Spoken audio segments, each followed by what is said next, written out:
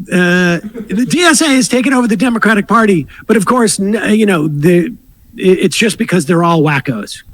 The Democratic Party does not like him because he represents a party. In this clip, we are going to watch Sam Seder lose his mind over Andrew Schulz making the right kind of comments when it comes to this current situation in New York with the Democratic Party and their mayoral race. Andrew Schulz is going to drop facts and knowledge, and with the left, they always get so worked up and they just want their side to win all the time.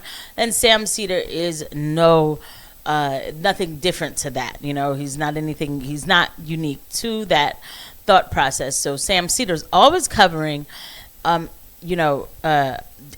Schulz and trying to make it seem like Andrew Schulz doesn't know what he's talking about. But Andrew Schulz is going to send Sam Seder into a delusional rant.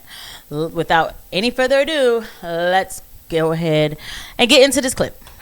Part of the party that the Democratic establishment does not like, which is the Democratic Socialists, which is where the fucking party is. They just won't acknowledge it. Like, the Democratic Party is the Democratic Socialist Party. Whether you like it or not, that's what the base wants. That's what the people are into. And the old establishment is not what they're into. Honestly, that's what America wants. Pause it. I mean, Charlemagne's correct. Charlemagne the God is correct. The policies that Mamdani is promoting are all universally popular. I mean, Medicaid, Medicare, Social Security, these are all popular. The idea of student loans forgiveness, popular. The idea of paid sick leave and universal daycare, all popular. These are all very popular things. And frankly, we're not for Joe Biden's legislative bumblery. And Kristen Sinema and Joe Manchin, both of whom are no longer Democrats, Build Back Better would have had all this stuff. I mean, the idea of like a Mamdani, even like talking about universal childcare would be completely moot.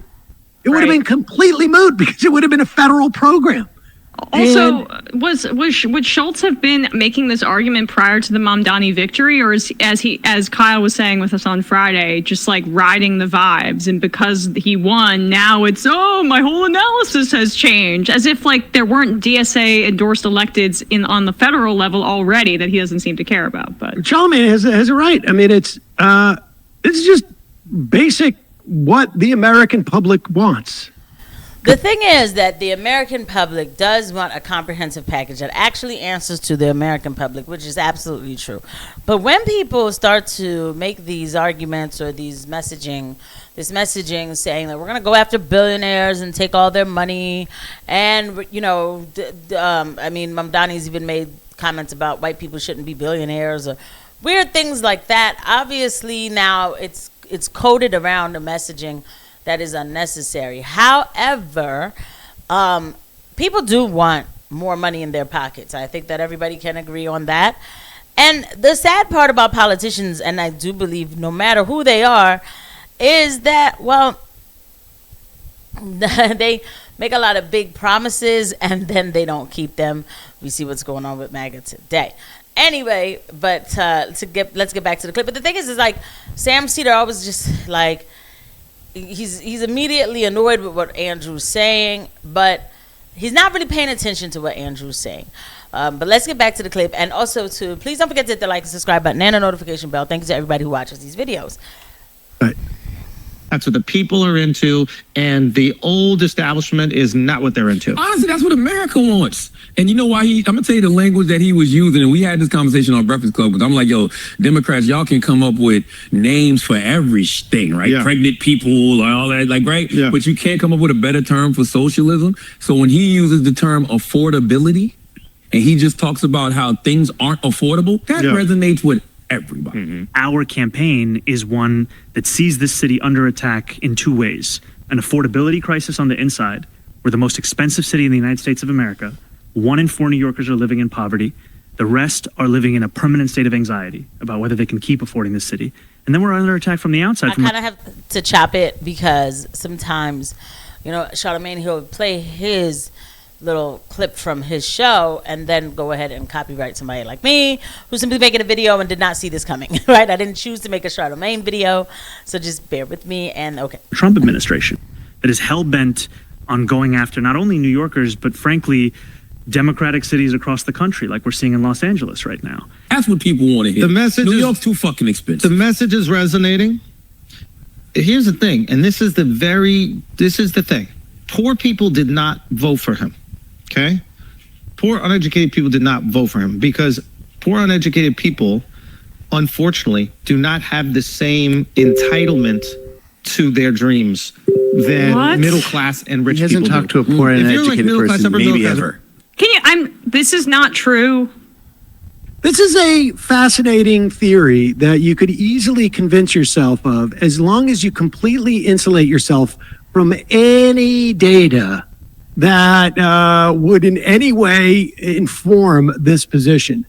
I think it is the case that there's a lot of uneducated people, and there's also a lot of people who live in poverty who feel like there's no opportunities for me, that I have given up on the system because I just... So he's like literally actually agreeing with what Andrew Schulz just said. So that's why it's weird too that he goes after Andrew Schulz, but Andrew's a leftist like him. So I don't understand why he does this with Andrew, because you're agreeing with him. You guys are like, huh? That doesn't make sense. Well, there's a thing where, poor people kind of don't trust the system and, all of that. It's like, but that's what Andrew just said. Why are you even making this episode disagreeing with him?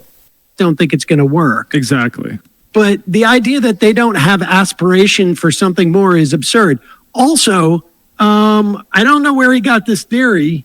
Let's pop up this New York City primary vote share for a Okay, moment. listen. So he's going to go ahead and look into some chart, into full semantics, okay? I do not do this with Sam Seder. Sam Seder loves his semantics. He lives off of his semantics, and I simply just cannot. But he then took the words out of context. He's like, oh, but the fact, but acting like they don't aspire to more is actually a lie. They do. Nobody said that they didn't. Nobody said that people who have less don't aspire to get more. Actually, they want more probably than the people who have more than them. I mean, that's ridiculous. I don't think anybody in their right mind would make that statement. That's why that's not the statement that Andrew made. The statement that Andrew's trying to make is people who have less feel like they don't get the answers or the assistance that they need.